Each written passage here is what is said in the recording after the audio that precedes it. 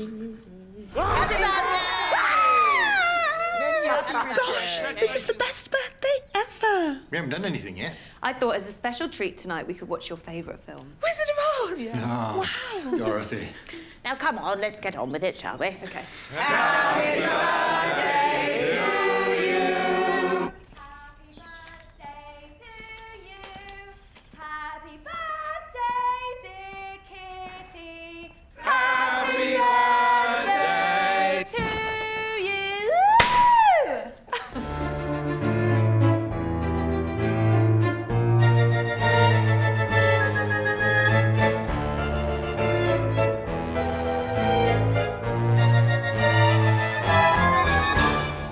Hello and welcome to Haunting Button House. Prompt start today. I've not even said it. It's a BBC Ghost podcast. I'm Luke and I'm joined by Tasha. At this point, though, if you're listening, you kind of know what it is. You know what it's about. You know we are. Yeah, you saw it all in the intro text. Yeah. What a combative way to start the podcast. How are you, Tash? I'm alright, thanks, Luke. How are you? I'm okay. I'm tired. I know. Yeah, It's very early. It's an early morning record. This one is, isn't it? Because we've got a very busy week. And we don't want to let the fans down. Well, all 6 of you. yeah. We say that our numbers are pretty decent for what we sort of expected. Like, we expected about one person to listen to it, and that probably would be your mom. Kelsey. But yeah. I don't even know if Kelsey still listens. Well, hello, we'll Kelsey, if you're out there. We'll find out. Yeah. But like we're actually doing better than we thought when we started this. So, yeah, it's exciting. As I said, it amazes me that people across the world listen to us. Not enough to quit our job, which is, that's the dream. But you never know. You never one day. know. You never know. Right, we've got some feedback, so Okay. I'm going to go straight in. Oh, we've got a cat in the garden that isn't ours. No, he's gone now. Oh. Well, following on from that brief interlude where we went to look at a cat. He's fine, by the way. It's fine. So we've got some feedback. There's a piece of feedback from Alison which came through on Instagram that we didn't get it went to the requests thing, so I only saw it. So it's a bit from a couple of episodes ago, but still important to read through it. So Alison said that fennel has a flavour like aniseed. I would not have expected that. No, I thought it was like an earth thing.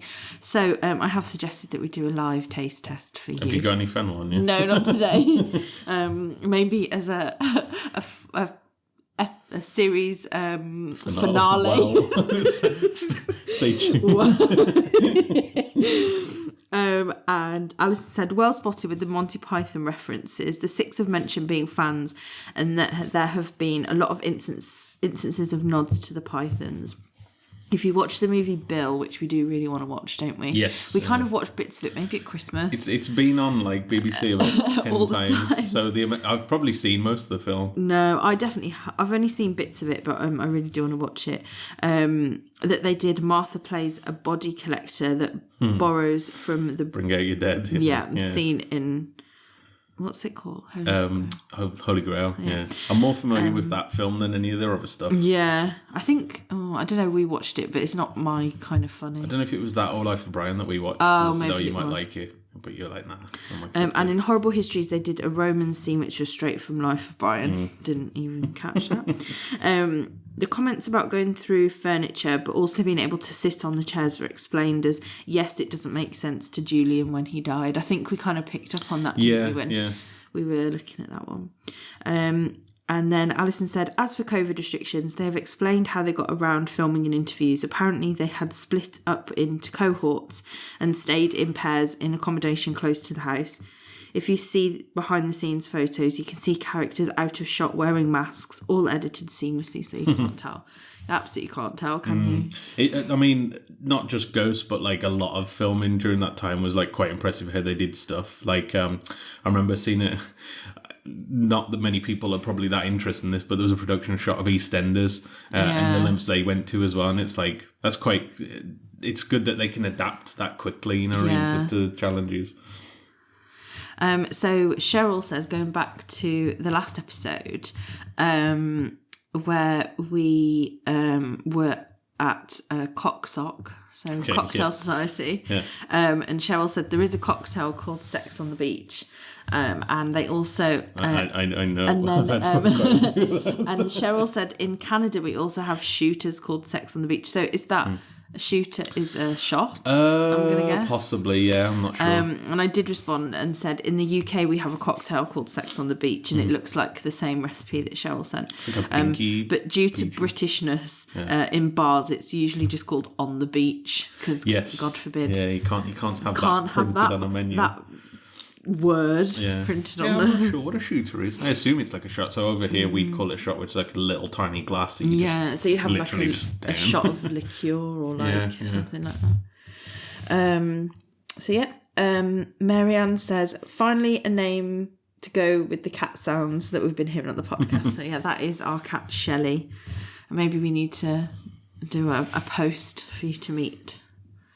Oh yeah, because you posted a picture, didn't you? I've posted a few pictures of Shelley because she normally jumps on the table and has a sniff of the mic, but Usually when we record, it's right after a feeding time, and that's when she's like, "Okay, I've had my food now. I want my attention." So, she is a needy little thing, isn't she? yeah.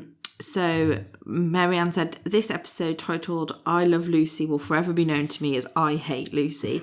I find the sister so freaking annoying, and of course we know how this ends. I do like the captain doing surveillance, convinced she's German. Mike's storyline is great. I can picture Julian doing this to Mike just because it's Julian and he's naughty.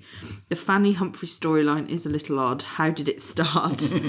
Yeah. You just jump on a beheaded body after a couple 100 years and have at it. And also, only Fanny could have initiated this because there's no way. Yes. Yeah. It's just got so many questions. The Island of the Dolls is disturbing and not a place I'd like to visit. Yeah, creepy dolls, like clowns, completely freak me out. Agreed. I forgot to mention on the last episode, you brought up the episode title there, I Love Lucy. That's also a reference to there's a TV show called I Love Lucy.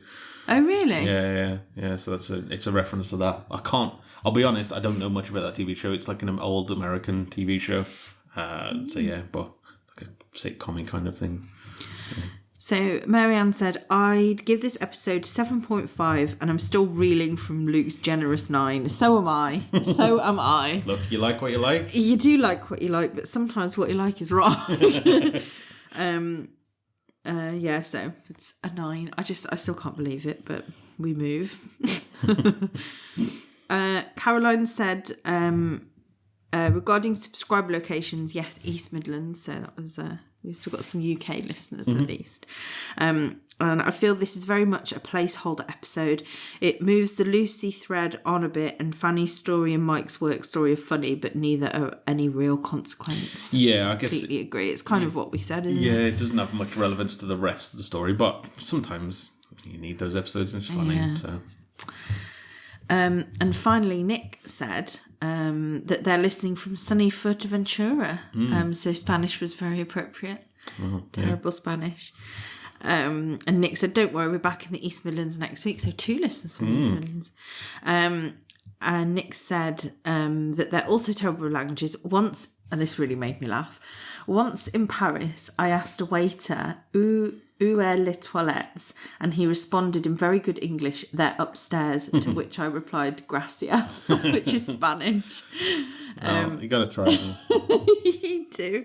I think maybe people appreciate it more if you give it a go. Maybe in their language, they won't. I don't know. I see. I'm never sure. Like I always remember, like when we were in Disneyland, and like somebody who was saying things in French, which confused the people because then they would reply in French, and it was like. I think Disneyland is different though because they know English people. Like, they can point them out. Everybody in Europe, and I think. They're not expecting people to attempt French because you're not there to be French. You're not there to experience France, are you? Yeah. And Nick said, I wasn't fussed about this episode. Share Tash's views, but season 3 is the weakest season for me in general. So I didn't really see. Whoops. Sorry, just dropped my phone. I didn't really see. It was. Sorry. God. Yeah, carry on. I didn't really see series 3 as a weak series when we first watched it. I always felt like that was series 1 and it just got better and better and better and better. Yeah. But yeah, now rewatching it, I realise that I don't remember a lot of what happened, and definitely didn't remember the Fanny Humphrey thing. That was a shock when that came. So yeah, it's strange, isn't it, when you rewatch something back, and especially when we're kind of like dissecting it so much, and really watching it. It's funny how your like sort of opinion on it changes. So I don't know. I think you become more critical, like on just what it is, just because you're going over it with a fine-tooth comb. So you have to go, what was it about this that I liked? Not just when you stick it on the watch, you go, I enjoyed that. You know what I mean? Like you're not digging into it. I do think that's kind of the point of what we're doing, though. Like it was obviously we like Ghosts, we really like Ghosts, and we enjoyed watching it. But I guess the point of this was to like look at it a bit more critically, and without going down that debate of are we too critical, but I do sort of I did want to try and go, well, I'm not just looking at this from I love this programme, so anything it does or says is perfect and amazing. I think there are, in any TV show, there's always episodes that are slightly weaker, but that helps the flow of it, doesn't it? I think if you love something, you do criticise it anyway because it's something that you really enjoy and you know everything about it. I always think of like for me, one of my favourite TV series is Lost, and like I would never say that's a perfect TV series in the, you know, like everybody knows its problems. But like despite its problems, I still love it, and like there's a lot of stuff that I can pick apart and analyse from it. And yeah, I think you do. You can analyse more stuff that you really like. So yeah. Well, talking of over-analysing. Let's get on to the episode.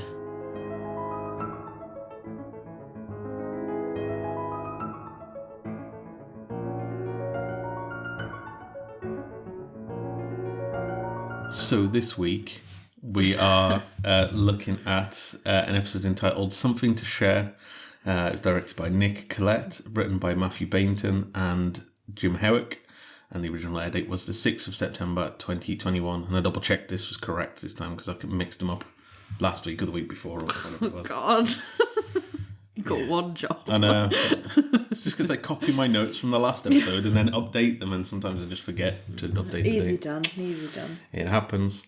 So we start the episode and we see the ghosts and Alison all getting ready to celebrate Kitty's, as we find out, her 263rd birthday. Not that old, really, is she? I mean, still quite old. In comparison to Robin. Well, yeah. I mean, everybody's he's young compared to him, though. Yeah. He's like, what, 10,000 or something? Yeah. To which they even make a comment about that, where... Not enough balloons. Which, I don't know, like, he's only going to get 5 balloons. They got 3 there. He's only got to get 2 more. Like, if you're doing, like, 10,000, happy 10,000... Yeah, but what if 2... I suppose. Yeah. They'd have to get 3 more balloons, though. They can't just wait until it says 10,250. What, just wait until it's like an anniversary or something? Yeah. I imagine they do Kitty's 263rd. They must do it every year, yeah. Yeah, I don't understand why. It seems mean. But anyway, yeah, they give a surprise, which Kitty... I don't know if she knows it's coming or something, because she walks in and, like, it looks surprised, but it's kind of like that fake surprise, like, kind of... Do you know what I mean? Like, yeah. Anyway, yeah. She's slowly becoming my favourite character. Yeah. Was she my favourite character before? I can't even... We've probably got to listen back to the first episode. God. She's just... I think she's great. They mentioned that they're going to do everything that Kitty wants to do today, including watching her favourite film, The Wizard of Oz, which the captain in the background just says, Dorothy. Which again is another sort of... they really sort of hammer these like... I didn't pick up on this when we watched it the first time. No, definitely not. No. I mean, I knew what they were implying, but all of the little ones that they drop every now and again. Yeah. Like, you would miss that. Oh, yeah, 100%. You would totally miss that. They all sing Happy Birthday to Kitty. All of the ghosts and Alison do. Yeah. which I think it's funny when Mike. Oh, well, I'm skipping ahead here, but when Mike's could just hear Alison singing on her own, because to her she's just singing with a group of people and she's like out of tune. Yeah. And like that's the thing. She must forget constantly that there's nobody else can see these. To which like she does. Obviously, it's just the conceit of the TV show, but she'll start talking to the ghosts as people are leaving the room and stuff like that. So we've made this comment before. They must just think, who's she talking to? Is she okay? But is this like, do you know, these days, though, you can get away with it because the amount of times where I thought somebody's talking to themselves and they're having a conversation on like a Bluetooth headset or something like that. I'm like, oh, okay. Yeah, they've not. Yeah. But, anyway, yeah, so as you mentioned, Mike's walking around the house and he walks in and sees Alison just singing to herself and popping her own party popper. I really like this bit as well because then Mike's talking to Alison about like he calls them her mates and their friends. And there's a bit where she has an argument where she says, "Oh, they're not my mates," and then we don't see actually what the ghosts are saying. But she is reacting to what they're saying. So she's saying, well, we are mates. And, you know. Yeah. I thought this was really well acted from I was going to say Alison, Charlotte. Because she's having to remember, like, the pretend responses from everybody and react to them. I just thought it was really well done scene. Unless, I don't know. They had near piecing of them saying possibly, yeah, maybe. I mean, even then, like, I it'd still be think easier for her to just react to it, wouldn't it? Yeah. I'm not sure exactly how they did it, but I just like the effect of it because we actually see it from Mike's perspective this time, where, we usually always see it from Alison's. I do really like that when we see it from, like, a person that can't see the ghost's perspective of Alison interacting with the ghost, because it's just bizarre. Like, she looks like she's lost her mind. Yes, like, yeah, just a person just randomly talking to 7 other people. Then we go into the intro, and back from that we find out that Button House is being used by as a church hall, basically, for different groups. So in this first instance, we see an alcohol. I think the roof of the roof is getting fixed or something. They're using. Yeah, it's been fixed, and they also Alison geez, what's going on? Mentions Both at it today. Later on that they're getting paid for this, so they get money. But yeah, so the first group that we see here are having like a round table, not even a table, but a round. I think discussion. It's an AA meeting. Yeah, it's an AA meeting. Which Thomas is a bit more interested in the knitting group. Julian says that they're not real alcoholics because he only drinks beer. And then Pat also has some really outdated views on drinking, which he suggests, as long as you wear your seatbelt, 3 pints is okay to drink on. Very much not. That might be okay in the 70s. To be fair, though, they only just sort of said, "Oh, wear a seatbelt." Then, so, after the meeting, the ghosts all sort of discuss their views on people sharing their problems with a group. The captain's not sold on it. He feels. But it feels like he very much could have used something like this because he sort of hints, "Oh, what's so brave about talking?" Well, while we know he has a secret deep down that he just will not talk about, which would be brave if he'd spoke about it. You know what I mean? Like, Robin is a bit upset because he looks at the board and realizes that there's no Zomba on today because he needs to work on his core. Fanny's also really annoyed at these groups because she says they're all a bit debased, and she says there's a group where they're addicted to, in her words, the act. But she's so nosy, and she was reading Lady Chatterley's Lover, so I don't know. It's classic Fanny, where she's like, on the surface is like, "Oh, this is disgusting," but she just can't. She just wants to know more and more and more. I think you see this a lot, and people are like, "Oh, this is disgusting," but what did you do anyway? Yeah. It's like you want to know the details, but you have to pretend like you're not. We see Alison is checking her phone quite a lot, and she sort of hints, or she mentions later on, that she'd been messaging Lucy and not had a reply. Kitty says that she would have replied straight away if it was her. and she takes her mind off it by Kitty mentions that when I can't remember exactly what she says, but she says that she starts talking about her sister, and Alison mentions that she noticed that she speaks quite highly of her sister, and starts bringing it up as all the ghosts in the background are sort of gesturing her to shut up.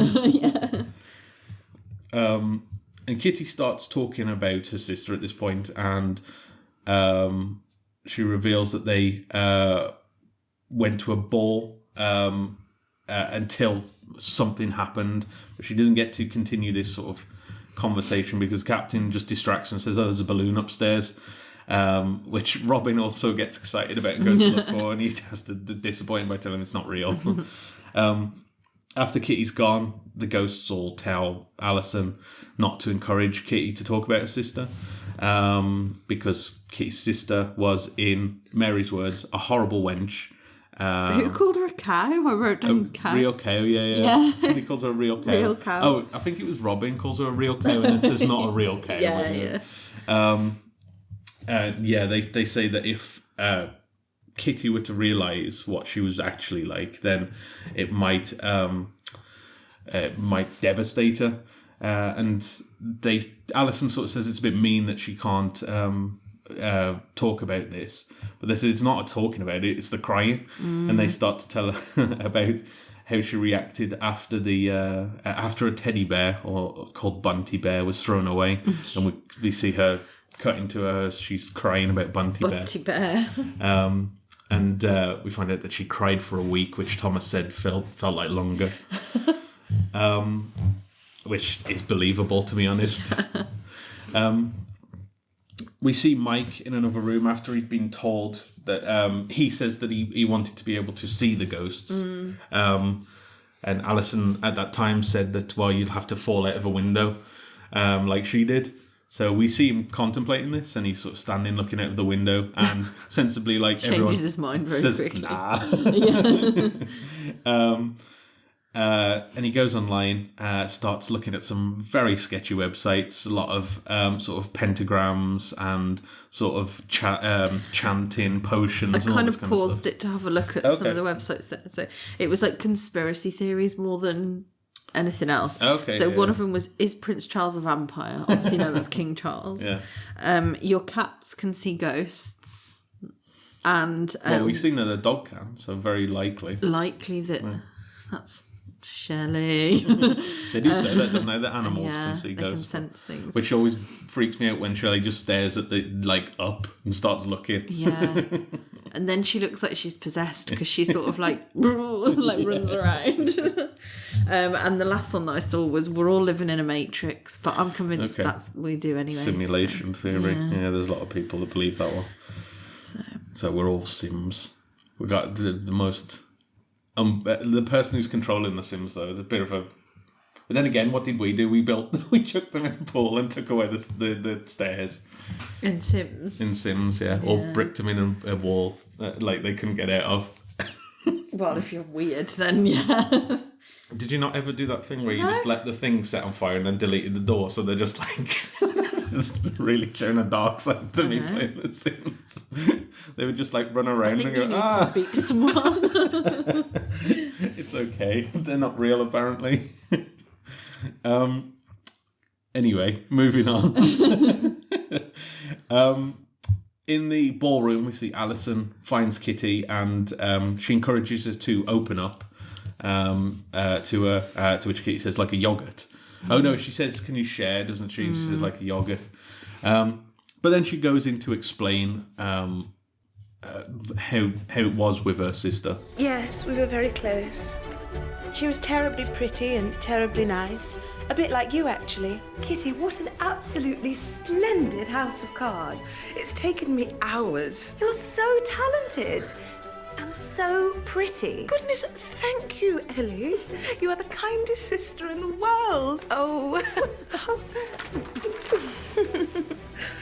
Oh no! Oh, a gust of wind must have blown it down. Oh, how simply awful, dear sister. Never mind. It was then we were summoned by our strict old governess. Girls, Your father wants to see you in his library. Quick, quick! Father was very formal. He liked to be in charge and to be respected, but he was very kind of heart. Ah, girls. My dear girls. Now, since you have both come of age, I've decided to get my affairs in order.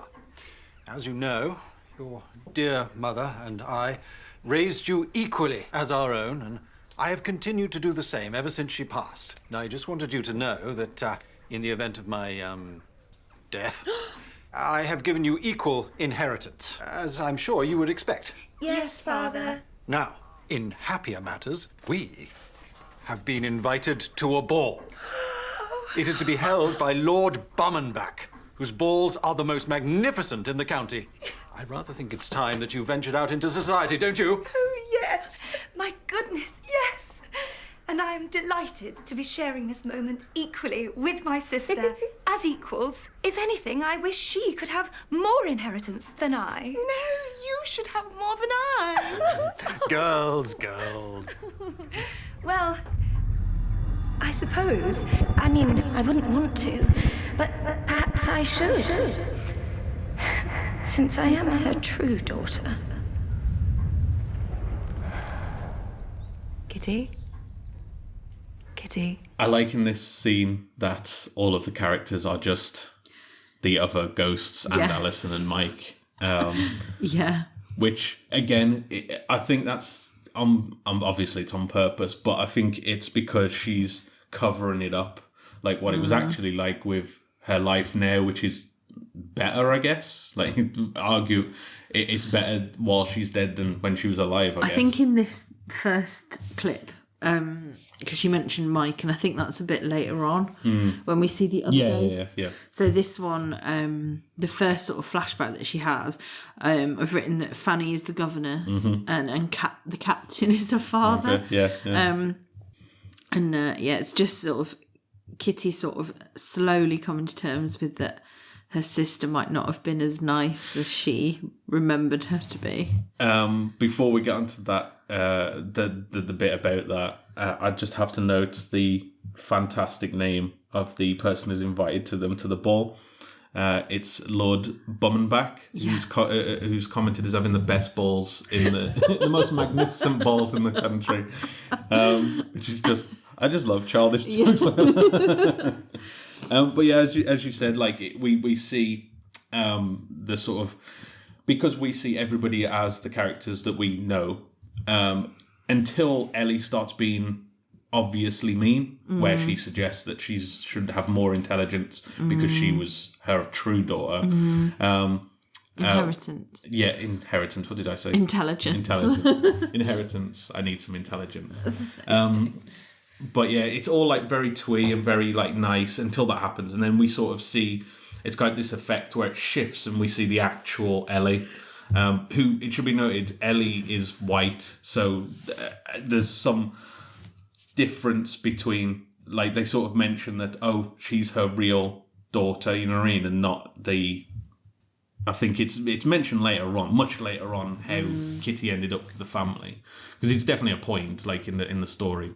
So I think it's really interesting in this, and it goes through all the flashbacks. So obviously, when Kitty's having the flashback, it's Alison who is playing Ellie, Eleanor.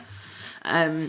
But as soon as she turns nasty and says something that's not quite nice, so for saying, well, I was her real daughter and stuff like that, it changes to the real Eleanor or Ellie, which I think is really interesting, because it's sort of like showing how Kitty's got this ideal vision of her sister and memory of her sister, and I think she sees that in Alison, doesn't she? And that's why she's so kind of like desperate to be friends with her, and how they kind of like merge into her actual sister when it gets to that nastiness, because obviously we know that Alison's not nasty at all and only wants the best for Kitty. So I just think that's an interesting kind of like switch of how they sort of show how Kitty sees Alison. I think it's because she's repressed a true memory, and she put this sort of filter of what she is now, like over the top of it. Definitely.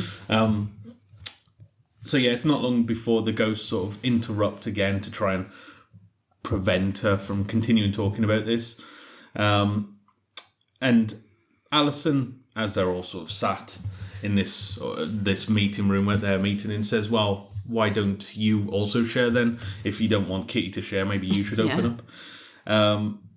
She looks at the captain first, who sort of stumbles and sort of pauses, and he's interrupted by Pat, who drops a bombshell that he stole a keyring when he was at the Amberley chalk pits.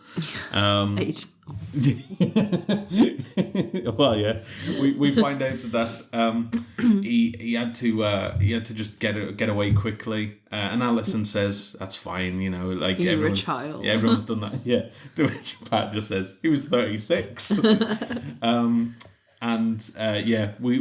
find out that Pat had to. He just put it onto his keyring. Then they realised they had to go because they had something. And we also find out a bit more about Pat in this sort of scene that they had to leave early because he had to get back for something else that was scheduled, and then goes into explaining that he schedules every part of his day. He was like, it's the most efficient use of your time. You can get up, have your breakfast, all this stuff. Anyway, he starts talking about that. We go back to Mike, because he sort of cuts to Mike and then cuts back to Pat. So we see Mike sort of concocting his potion that he's found on the internet. He gets all these different spices and different herbs and different stuff like that, and starts reciting a spell so he can actually see the ghosts. But handy that he had all this to hand. I don't know if I would have all these things in the kitchen. We have a lot of spices and not enough to make a ghost seeing spell here. We go back to the ghost sharing session, and Alison asks if he ever did anything unplanned.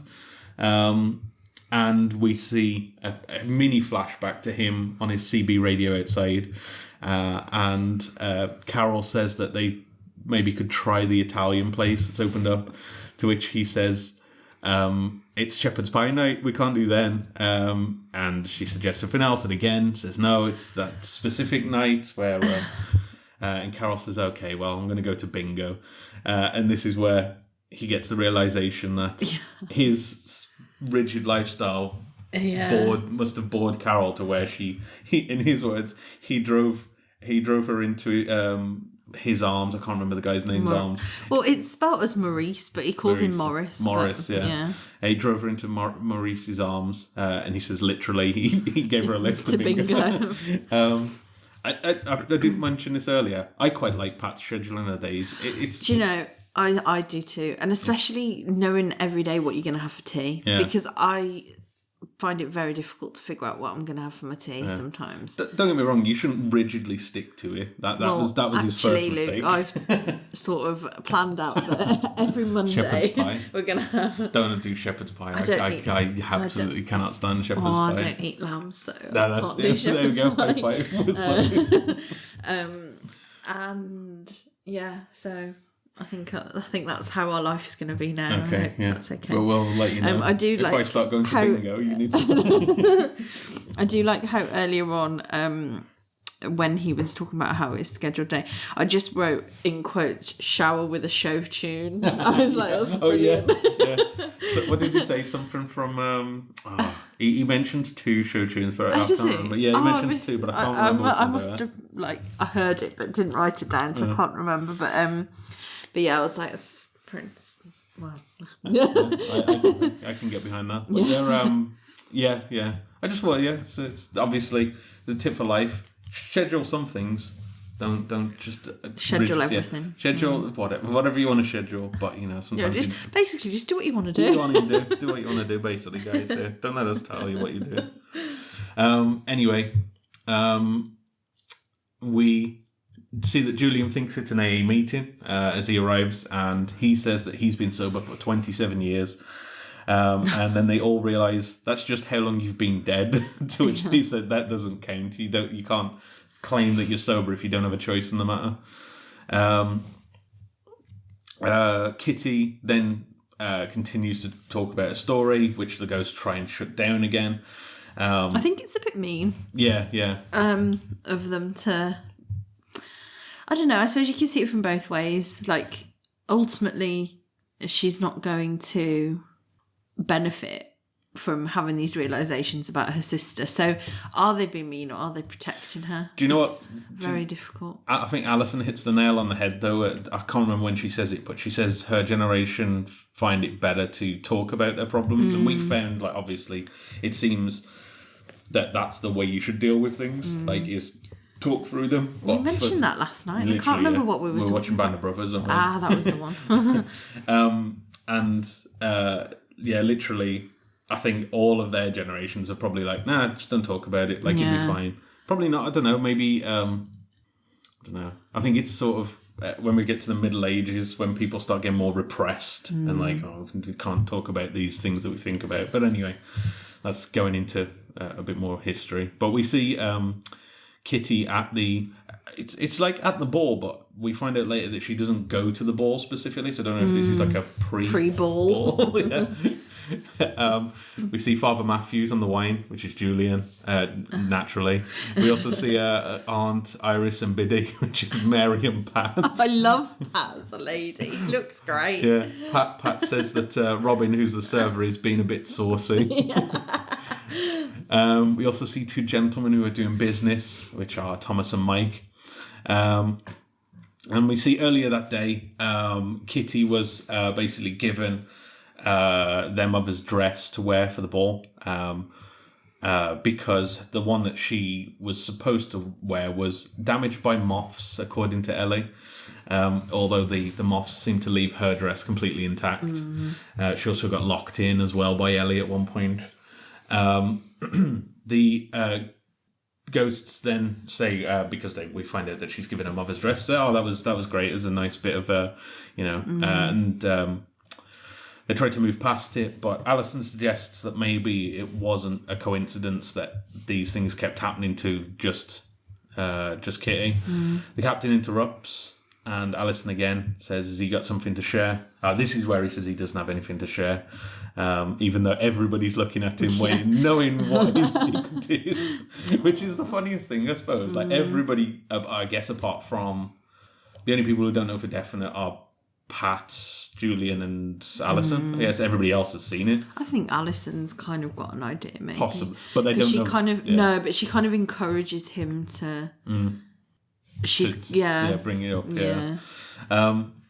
Thomas is more than happy to fill in at this, and he sort of tells a story about how he was abandoned by his mother.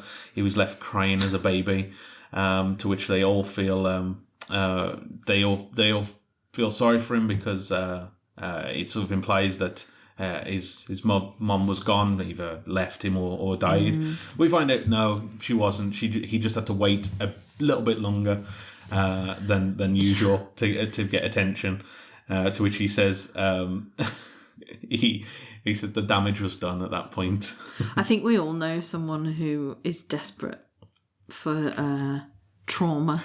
There's there's a lot of people, which sounds really odd that like somebody would be like that. But I used to know somebody who had the perfect, literally, like, not even like, oh, there was like stuff going on behind the scenes. It was like they had the perfect mom and dad, like, were so loving, and like, yet they were like, oh, I hate mom and dad. And you always well, do. You don't know what goes on behind closed doors. I guess, but I mean, like, I saw them a lot, and they were like, they never seem bad. I don't know. Anyway, yeah, maybe there was, but yeah, in this case, Thomas has got a pretty good upbringing, I think, but yearns to be that sort of tortured artist, and basically, to which Robin says he knows. Well, Robin says that his mom's face was bitten off by a wolf in front of him. To which Thomas replies, "You know how I feel." So yeah, Robin has just got a lot of trauma that he's just but I guess 10,000 years. That's the thing. Like that probably. I'm not saying it's right. I'm just saying it probably would have been quite normal for that to have happened then. We go back to Mike, who now has his potion. Alison comes in and sees it, and he says that it's a smoothie. She asks if she can have some, and he says no, drinks it all, and says it's because it's all gone. I mean, was he supposed to drink it? I assume he was supposed to drink it. I guess so, yeah. You drink potions usually, don't you? Like, do you? I mean, I've never had a potion apart from in like D&D or something. Yeah. Wow. You usually just drink them, I assume. But what would you do? Rub it on you? I don't know. It was like twigs and stuff. Yeah, you've seen those green sort of like smoothies that people do, aren't they? Where they just mix up a load of like healthy stuff. Healthy stuff. We go back to the share room, and we're sort of halfway through Fanny quizzing Robin about his love life, which involves a sister. Yeah, sounds interesting. They sort of then quiz Julian and see if he has anything to explain, and he goes on to explain his dream, which he says he takes his daughter to the zoo, and when he gets to the ticket office woman is Samantha Fox, who was a famous sort of model back in the 90s, early 80s, I think. Too young for me, so don't look at me like that. Too young. I mean, I was too young, really. But he goes on, he says that he goes into this pen with Samantha Fox. She disappears, and then he finds he's alone in his pen without his daughter. And he says, so try and figure that one out, which pretty obvious what that... To which Alison then immediately spells it out. I find it interesting that ghosts can dream. Yeah. Yeah, it's funny, isn't it? Yeah. How? I guess they're just completely, But they don't have a brain to a subconscious. But I suppose they can think and have like. I think if you start getting into it's a grey area, isn't it? Start getting too deep into the weeds, it all falls apart. I think, But yeah. We then hear Mary's dream. Oh my god! Which the captain says strap in, so he must have heard this description before. I have dreams. Strap in. Same one every night. I'm working in the field, like digging up the carrots, when in the distance I see a man. His eyes and his mouth are wide open and he's pointing at me. And then I feel something moving in my hand and I look down. 'Tis the carrots. They have become like newborn babes, crying and squirming their roots around my fingers. And I look back up, and now very slowly the man comes towards me, but he does not walk. His feet stay together, dragging through the soil, and still he's pointing at me. And I try to breathe in to scream, but I cannot, and my mouth fills with dirt. And now the man's on fire. And that's when I wake up. Yeah, sorry, Mary, I don't think I can help with that one. Okay, never mind. So I like with that at the end, and Alison's like, I don't know what that. I don't know what that could be. I like Mary's response to it. Okay, never mind. Just like I thought I'd put it out It's there. quite traumatic, actually, Mary. Quite a dream to unpack there. Definitely. We go back to Kitty, and we see more mean things that Ellie did, such as giving her warm oysters, which. That's a no-go, which make her sick. Ugh. And after she's sick, she says, she's feeling better now, must have flushed her system. Goes to get out the room, and she's locked in, which I sort of mentioned earlier, but this is the point that this has happened. So we see Mike sitting in a spooky circle and doing some chants. Still can't see the ghosts at this point. Because I think he goes into the sharing room and says, "Are they here?" Says no, and he goes, "Okay," and just walks off. We go back to Kitty and her sort of flashback, and we see Ellie blindfolding Kitty and saying that they're playing a game, basically. But all this does is lets her sort of basically what we find out is move a bust of a mother.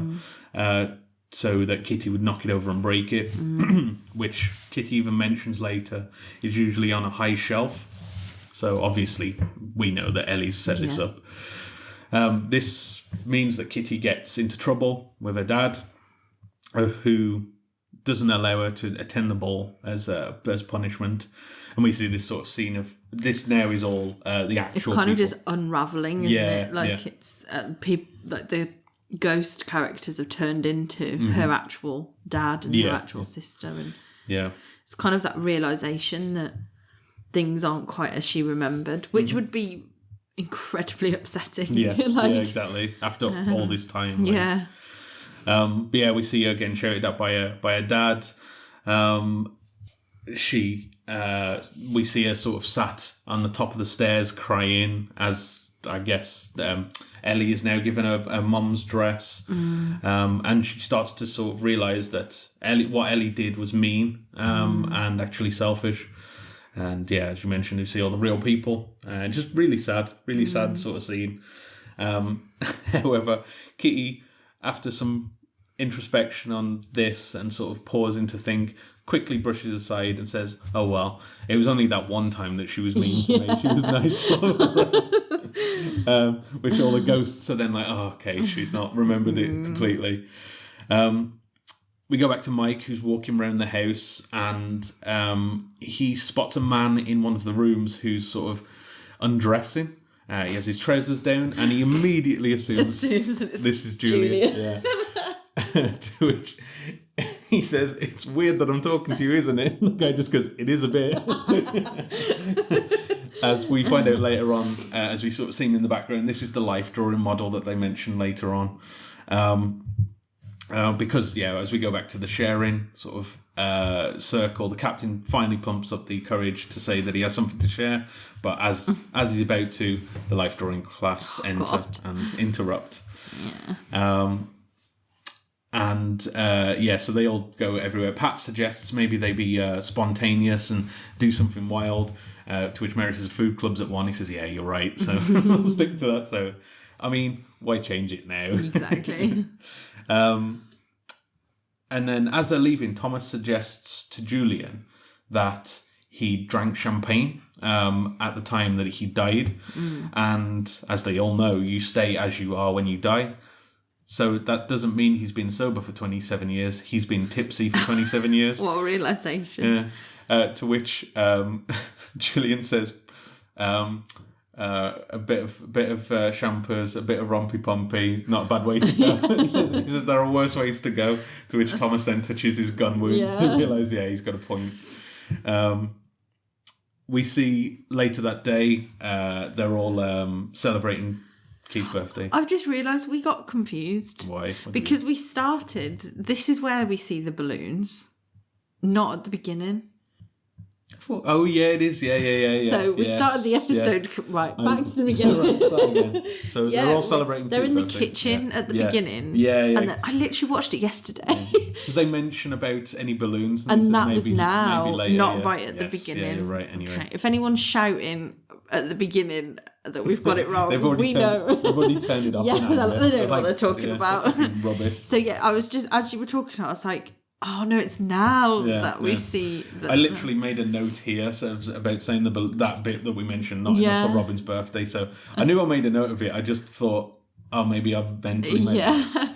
But yeah, so here we go in. There's all the balloons for Alison, for Kitty's birthday. And they go to watch Wizard of Oz. We find out that they fixed the church roof as well now. And then Fanny gets upset about this and realises that she's a gossip addict and she can't get enough of it.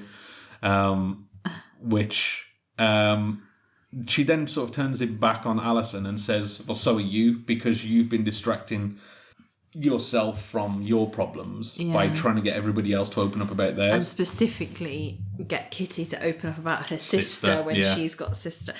Very perceptive, to be honest, because I didn't pick up on that. Until they spell it out right at the end. I was like, they're right, But at this moment, Lucy does reply to one of her messages and says that they can meet up Friday, so everything's okay, it seems. At this moment, we see Mike show up and he tells Alison that he can finally see all the ghosts, thanks to a potion that he drank. And he says he saw Julian upstairs and they all look at Julian and he's like, I don't know what he's talking about. And all the ghosts are looking around and he runs away and says, I'm going to go and see all the rest of the ghosts as they're all sat in the room there. So obviously we know he can't see the ghosts. As he leaves, Robin turns to Pat and says that Mike needs help. And then the following day, we see that Alison is tending the garden, where she spots a man. and he points at Alison. She hears these baby carrots. Baby carrots. Yeah. Her mouth fills with dirt, and the man's on fire. And then she suddenly wakes up. We realise it's a dream, but now we realise that Alison has had Mary's dream, and we see all the other ghosts. Or hear them all shout, Yeah. I've just had Mary's dream. Yeah, so some collective dream going on. I don't understand. Collective trauma. Yeah. From describing it, yeah. And that's the end of the episode, so what do you think? I enjoyed it. I think it was a bit more not interesting, but I thought it was better than last week. I enjoyed sort of going a bit deeper in Kitty's story. And I think it's mainly just about that, isn't it, really? It's just Kitty's sort of flashbacks to her and her sister. So yeah, I did enjoy it. I guess, again, not much has happened. There's no change in the dynamic of anything, but that's most episodes anyway. Yeah, I think when you do find out a bit about the backstory, that it doesn't change the dynamic, but it lets you learn more about the ghosts. But yeah, I really enjoyed it. I think in terms of a score, I was thinking about this as we were going through. I think it's a bit. I think I gave a 7.5 last week, so I think I'd give an 8, because I do think it was a better, more interesting episode. And again, I do enjoy those episodes where we learn more about the different sort of ghosts and their backstory. And the more we learn, the more sort of you get to know the characters and understand them and see why they're like they are. So it's I haven't got too much of a collective to say, but yeah, I think that's... I thought it was, as you mentioned, a really good backstory episode, and when we find out from the end that it ties in the Lucy story to a ghost's backstory really well. Yeah. And it's in a natural way as well, like this sort of sharing circle like comes up naturally. Like there's sometimes where I think the devices to get to the backstories are a bit like, I think they're a bit forced. I understand some people have said that they aren't, but I always feel they're a bit like, oh, they're doing this now, and it feels a bit like, oh, that's... Whereas this feels more natural to me, and I don't know why. Because it's probably written the same way as like just a device to get them to talk. But anyway, but I really enjoyed that. I didn't find it as funny as last week's, but there's still some strong jokes in it. Like there's a lot of laughs. Like I sound like Cilla Black. A lot of laughs. That's her black accent.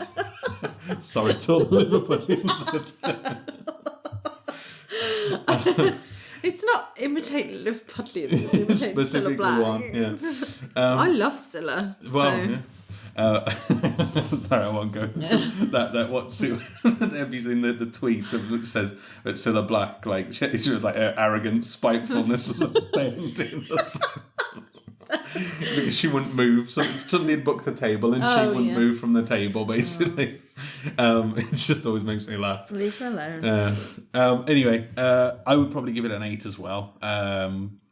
So yeah, bang on with our scores today. And funnily enough, IMDb with 508 votes gave it an 8.1. So pretty much, I think universally everyone's like, that's about an 8. Yeah. Like so. Yeah.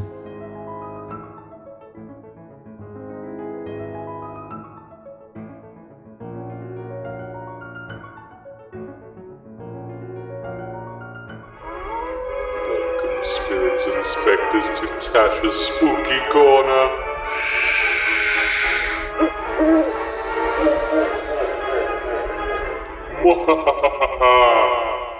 Where's Egypt? In Africa. Okay. I'm leaving that at the beginning. So this week we're going to Africa. I have to leave it in there. So this week we are going to Africa. So we're moving around the world. Yeah. I'd say we've done the continent, so we've done South Well, I mean, that's what I tried to do is go to the different parts of the world, not just sort of stay. There and here. So this week we're going to look at Valley of the Kings. So it's in Egypt. So you helped me write this because I've been really busy at work. So if there's big words, then that isn't my fault. It's okay. As long as there's no Egyptian words. I'm quite an Egyptologist, as I found out that's a word. So I can help out with any of these stuff. Cool. Okay. The Valley of the Kings is located in Upper Egypt on the west bank of the Nile, opposite the city of Luxor, and then at brackets ancient Thebes. Thebes. Yeah. Thebes. Thebes. It was used as a royal burial ground for over 500 years during the New Kingdom period, 1550 to 1070 BCE. They say BCE now, don't they, instead of BC? Yeah. Okay. The site was chosen for its remote and secluded location, which was thought to deter tomb raiders, tomb robbers, like Lara Croft, and offer more security for the royal burials. The Valley of the Kings consists of two main valleys, the East Valley, where most of the royal tombs are located, and the West Valley. The East Valley contains the majority of the tombs, including those of the famous pharaohs such as Tutankhamun, Seti I, and Ramses II. The tombs were constructed with elaborate designs and inscriptions reflecting the wealth and power of the pharaohs. The tombs typically consist of long corridors leading to burial chambers. The walls adorned with intricate carvings and paintings depicting scenes from Egyptian mythology, the afterlife, and the pharaoh's life. The decorations were intended to guide and protect the pharaohs in their journey to the afterlife. Sorry, I'm sniffing, which is horrible for listeners. After the end of the New Kingdom, the valley fell into disuse and many of the tombs were looted.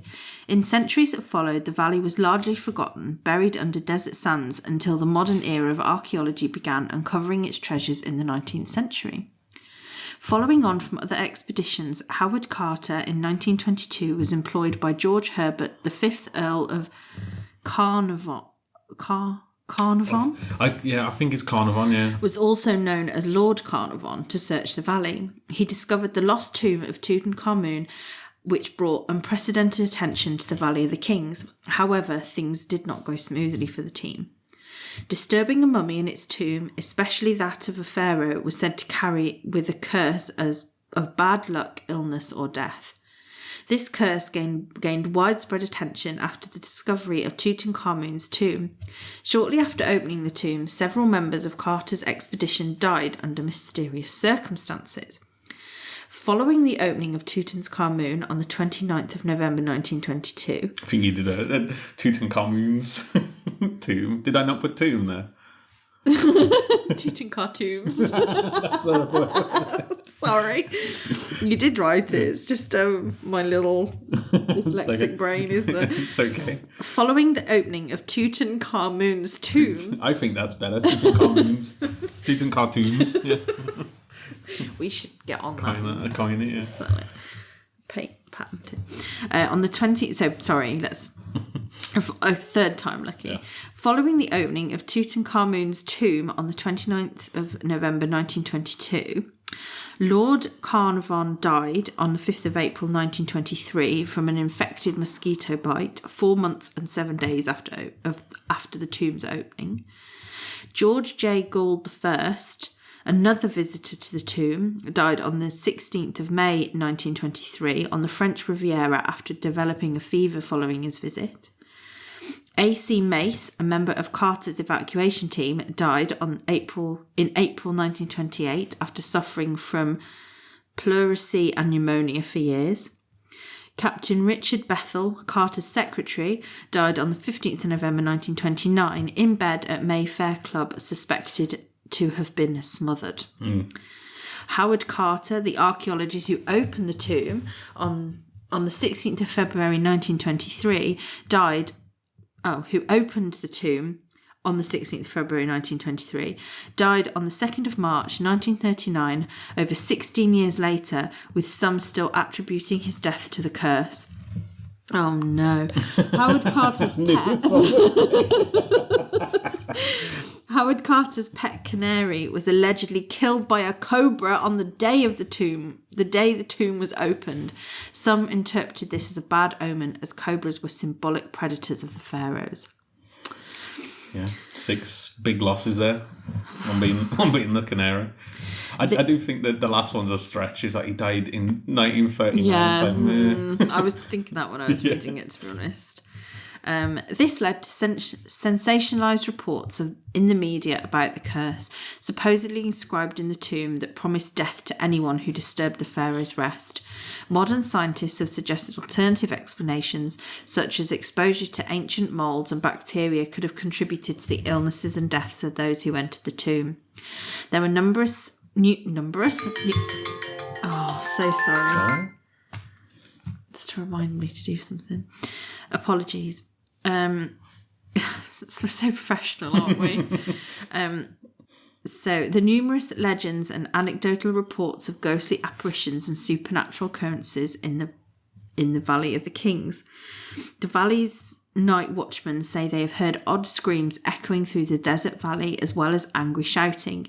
There are also mysterious footsteps and wheels clattering heard in the dead of the night. These mysterious sounds are thought to have come from the ghosts of the deceased kings and queens. Some claim to have seen shadowy figures fitting through the tomb doors, while others speak of disembodied whispers echoing with the ancient chambers of the Valley of the Kings. The presence of an otherworldly energy is said to intensify during the silence of the night, when the valley rests in its eerie stillness. Many people have described an overwhelming sense of dread or discomfort while exploring the tombs, attributing these feelings to the presence of the restless spirits. Most popular, though, is the tale of the pharaoh in a chariot riding through the Valley of the Kings. According to legend, he rides with fiery horses and has been spotted by many night guards.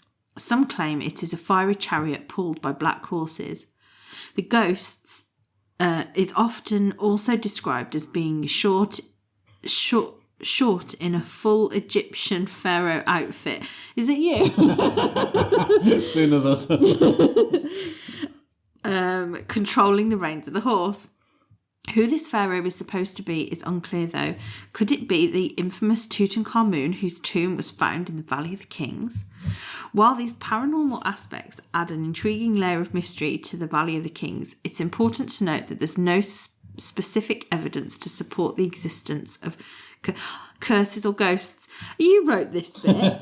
The allure of these stories, combined with the valley's rich history and dramatic deaths of some involved in its excavation, continues to inspire tales of the supernatural. So I used a popular AI sort of tool to sort of write that bit. To sort of make up some of the notes on that, and it decided to give me a final thought. It had a little at the end. It was like conclusion. So there we go. The Valley of the Kings. Yeah. Quite an interesting one, I thought. Doing the old research on it. I did think that when the curse, it was like the years after. It's like, yeah, fair enough. When it's like 16 years, it's like, yeah, silly. But anyway. Died of natural causes. Thanks for listening. We love to hear what you think, and if you'd like to keep up to date with when new episodes of the podcast are released, you can follow us on our Instagram and our Facebook profile. Just search Haunting Button House. You can also get in touch via email at hauntingbuttonhouse@outlook.com.